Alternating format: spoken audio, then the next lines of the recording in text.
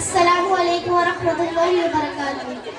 اعوذ باللہ من الشیطان الرجیم، بسم اللہ الرحمن الرحیم۔ نبی کریم صلی اللہ علیہ وسلم نے اپنی حیات مبارکہ میں صرف ایک حج فرمایا۔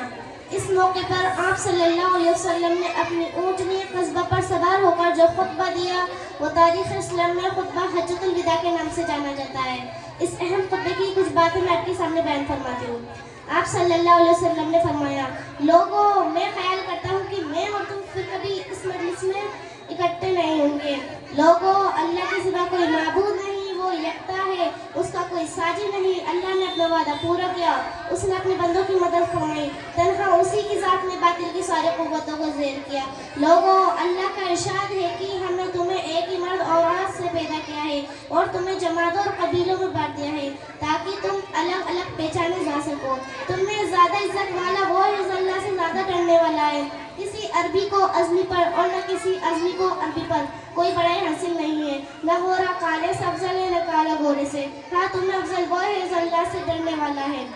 سارے انسان آدم کی اولاد ہے اور آدم مٹی سے پیدا کیے گئے ہیں۔ اب بڑائی اور برتری کے سارے دعوے، خون مار کے سارے مطالبے اور انتقام میرے پہلے تلے ہونے جا چکے ہیں۔ پھر آپ صلی اللہ علیہ وسلم نے فرمایا، قریش کے لوگوں، ایسا نہ ہو کہ اللہ کے حضور اتنی مثال میں ہو کہ تمہاری گردنوں پر دنیا کا بوجھ ہو اور دوسرے لوگ سامان آخرت لے کر پہنچے۔ اگر ایسا ہوا تو میں اللہ کے سامنے تمہارے کچھ کام نہ سکوں گا۔ دیکھو، دور ذالیت کا میں سب کچھ اپنے پاؤں تلے رونتا ہوں۔ دور ذالیت کے سارے انتقام اب معاف ہے اور پہلا انتقام جسے میں معاف کرتا ہوں میرے خاندان کا ہی ہے۔ رابعہ بن حارث کے دودھ پیتے بچے کا خون جسے بنو زید نے مار ڈالا تھا، میں اسے معاف کرتا ہوں۔ دور ذالیت کے تمام سود اب کوئی حیثیت نہیں رکھتے۔ پہلا سود جسے میں معاف اور ختم کرتا ہوں عباس بن مطلب کے خاندان کا سود ہے۔ اب یہ ختم ہو گیا۔ لوگوں، تمہاری جان، مان، عزتیں ایک دوسرے پر قطعاً حرام ہے۔ دیکھو، عورتوں کے لیے جائز نہیں کہ وہ اپنے شوہر کے بغیر اجازت اس کے مال کو کسی کو دے۔ یقیناً تمہارے شوہر تمہارے کچھ حقوق ہیں۔ شوہر پر تمہارا یہ حق ہے کہ وہ اپنے پاس ایسے شخص کو نہ بلائے جسے تم ناپسند کرتے ہو اور کوئی خیانت والا کام نہ کرے اور کھلی بے حیائی نہ کرے۔ اگر وہ ایسا کرتی ہے تو تمہیں اللہ کی طرف سے اجازت ہے کہ اس کے بستر الگ کر دو اور اسے معمولی جسمانی سزا دو۔ اگر وہ باز آ جائے تو اسے اچھی طرح کھلاؤ اور پہناؤ۔ عورتوں کے ساتھ اچھا سلوک کرو کیونکہ وہ تمہاری مددگار ہے اور اپنے لیے کچھ نہیں کر سکتی۔ چنانچہ ان کے بارے میں اللہ سے ڈرو کیونکہ تم نے انہیں اللہ کے نام پر حاصل کرا ہے اور اسی کے نام پر وہ تمہارے لیے حلال ہے۔ لوگوں، اللہ نے ہر افراد کو اس کا حق خود دیا ہے۔ اب کوئی وارث کے لیے وصیت نہ کرے۔ بچہ اسی کی طرح منسوب کیا جائے گا جس کے بستر پر وہ پیدا ہو۔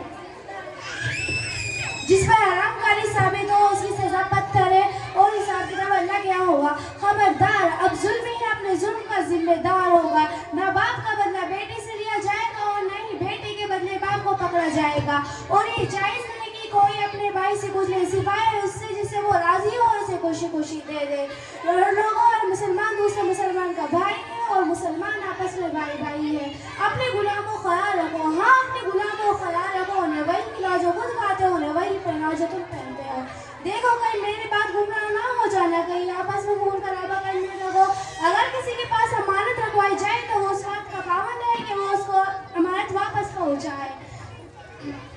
دیکھو، اپنے رب کی عبادت کرو، 5 وقت نماز ادا کرو، ماہ رمضان کے روزے رکھو، اپنے امیر کی اطاعت کرو اور اپنے رب کی جنت میں داخل ہو جاؤ۔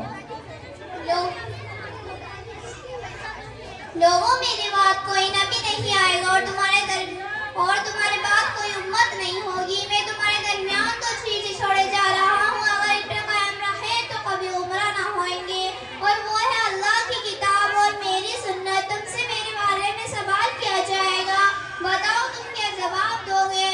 لوگوں نے اس بات کی شہادت دی کہ ہم اس بات کی گواہی دیں گے آپ صلی اللہ علیہ وسلم نے دین کی ہمارے ہم تک پہنچا دی اور